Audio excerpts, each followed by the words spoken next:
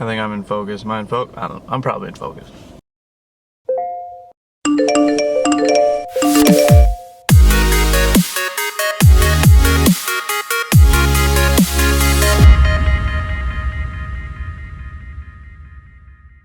Alright, what is up? Welcome back to Recaps for Chirpin DMV. This one's episode 23.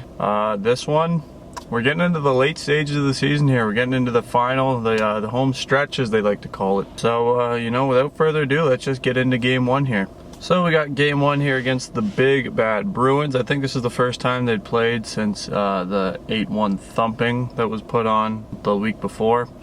This was also a back-to-back noon showing with Washington. So like I missed the last game at noon because I slept in, I missed the first half of this game as well. But also back-to-back noon games just hurts. That's not good for any NHL team, especially not one that is average age of like 104. In this one, we got Vanacek in the net, but we also have TVR in place for Chara because if you'll remember, he blocked every shot that was taken in the last game. In this one, Bergeron gets a scoring started for the Bruins and for the game as a whole. But it's not just any goal, it's a shorthanded goal. The Capitals love giving up shorthanded goals, but then about a minute later, it's the Bruins again. David Krejci scores a tip-in and the Capitals are down 2-0 while I'm sleeping. But then with 10 seconds left in the first, in the McNugget minute, TJ Oshie scores on a feed from Backstrom to keep this game within 1, and they go into the second period down 2-1. In the second period, it's a little bit better at the start. It gets a lot worse, trust me. But Dilly kind of hits Hall from behind. Hall gets up and gives him a good whack. And then Dilly, you can see him point at him on the bench. I was like, Jesus, this guy's mad. He's gonna flip a Dilly switch. Then Sherry's battling with Clifton in front of the net. Clifton smucks him right in the face, so the Capitals go to a power play, 4-minute. This was actually Clifton's second 4-minute of this game, I think. Yeah, I think it was. Or he takes another one later. I'll figure it out. Oshie scores on the power play. Just bumper pass, automatic, you know what it is. But then Mantha scores on the power play. Ant-Man striking again. This was his fourth goal in his fourth game with the Capitals. Set a record with the team. First Capital to ever do that. And he's also taking the lead for the Capitals 3-2. Just a rip, by the way. Just a new threat on the power play. You can just walk in and shoot from anywhere. Loving this guy so far. But then not long after, Marchand scores. I don't really know what Vitek was doing on this one. I'm not going to blame goalies, but I was like, what are you doing there? Then Sprong gets a great chance, but he puts the puck right into Rask. Just right into him. Tough to score goals that way. Then like 14 minutes into the second, Hathaway takes a holding penalty. Bruins go to the power play. Capitals are killing it off, but then just as the penalty ends, Krejci, pretty slick move here, just waits, slows down his pulse, throws on a little move and snipes. Big ass truck going by. Then not even too long after that, Orlov tries to make a nice play to break up a 2-on-1, but it gets over to Bergeron, who scores. Bruins retake the lead. As the founding member and president of the John Carlson fan club, I will say he didn't play this one his best. I'm sure it was mentioned in the game tape the next day. He did not play it his best. But also on this goal, Wilson was interfered with and there was no call. Ovi was very not happy about it. He was freaking out at the refs right after, freaking out after the period. It did look like interference, but like, what can you do? The refs didn't call it. Bruins score, they're up 4-3. Then with like no time left in the second, the Capitals go to the power play. Carries over into the third, but they don't score. Then Ovi gets a B-way, you think guaranteed goal. Hunt for 30 still on. He gets stopped. The Tigers right behind him. You think he's gonna score. He also gets stopped. Rask was just on another planet after he let in the first 3 goals of this game. Also in this one, Justin Schultz left with a lower body injury. Not what you love to hear when it's coming down to playoff time, but hopefully he'll be back soon. He's still non-contact as of right now, but hopefully that guy's back soon because he's been stellar all year. And then all the drama comes when Wilson hits Sean Kuraly.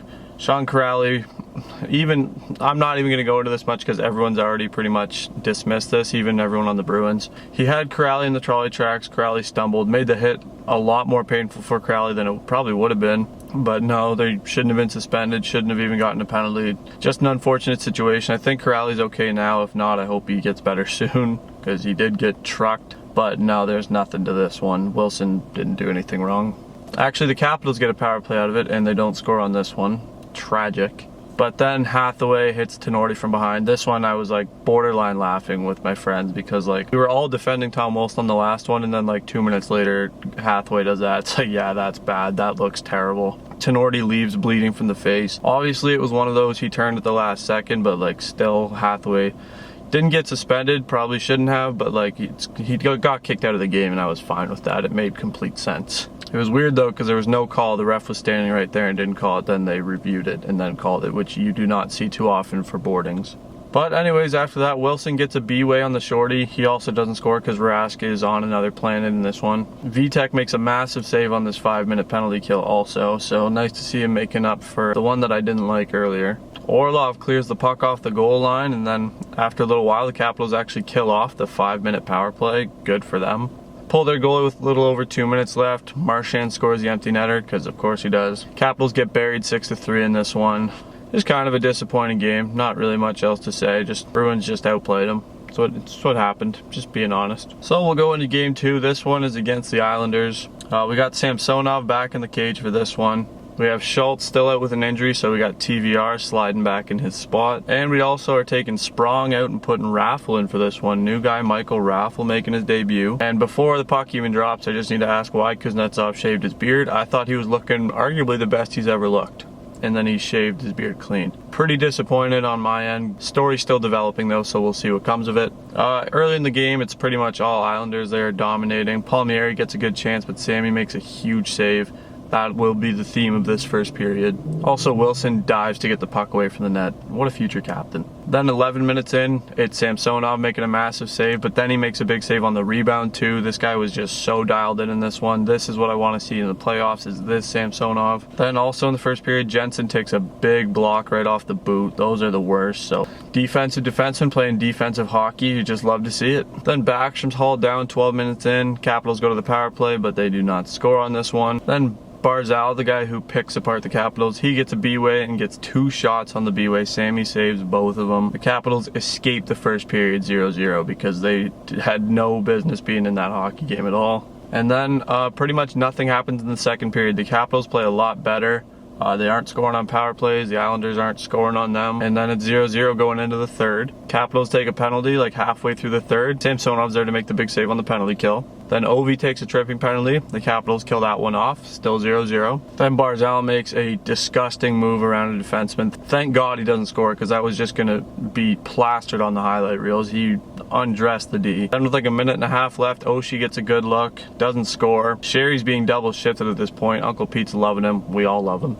Just what a signing. And nobody scores in the third. We go into overtime 0-0. Pretty boring game, but playoff hockey. Capitals shutting down the Islanders. You kind of love to see. You don't love to see their offense being shut out, but if they can shut down the Islanders the way they did this game, I'm feeling pretty confident. And then obviously the goal scoring came in the next game, which I'll talk about next video, obviously. In overtime, we got Lars Eller starting on the draw. Again, give me Backstrom or Kuznetsov on the draw. I know they're not the best face-off guys, but like they can win draws, and if we get possession, I want them with the puck. Not that Lars Eller's bad, because that would be a lie. He's very good, but it's just those are your top 2 guys. But anyways, Mantha's out there too. He's getting some trust from Uncle Pete. Can't blame him. He looks unreal. His analytics are off the charts according to Stat Guy Blake. But basically all OT is just Barzal and the Islanders. Capitals don't really get many looks, but Samsonov's there. And we end the game 0-0. We're going to a shootout. So both goalies technically get shutouts, which is insane. If you bet money on that, you probably would have won just so much. The odds would have been ridiculous. But in this one, Backstrom scores, Beauvillier scores for the Islanders, and then it's Kuznetsov who wins it in the shootout. Top 2 guys, like I said. And the Capitals beat the Islanders 1-0. Samsonov was a complete brick wall. He was the reason they won the hockey game, like undeniably. They played a good last 40 minutes, but if Samsonov wasn't there in the first 20, the game would have been long gone. But anyways, things of note,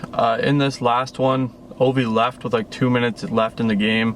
Just looked like he tweaked something in his lower body. He didn't end up playing the next game either. So hopefully he's back soon because this guy's got to get 30 or I won't know what to do with myself. Also things of note, Vrana ripped a 4-goal game right after Mantha scored like 4 games straight. Vrana's got 5 with the Red Wings, 4 of them in 1 game. So we were talking about winning the trade on the podcast like the day before Vrana scored 4 goals in a hockey game. All even strength too, but no, I'm not mad.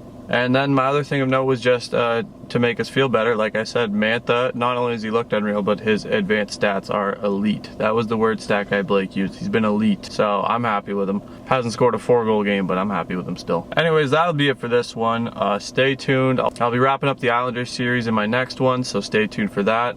Listen to the podcast. We have the lad who runs the Capitals Brazil Twitter account, Luis, on his birthday, no less. Wish him a happy belated birthday when you get a chance. Hell of a guy. Just a diehard Capitals fan in a place where it's tough to be a Capitals fan. Not like Pittsburgh tough, but just like they don't watch a lot of hockey in Brazil. But yeah, just a great guy. Make sure you buy the Flip the Dilly Switch shirts. I designed them, so I get paid, so give me money. And anyways, that's it for this one. Thanks for watching. Stay tuned and just peace out.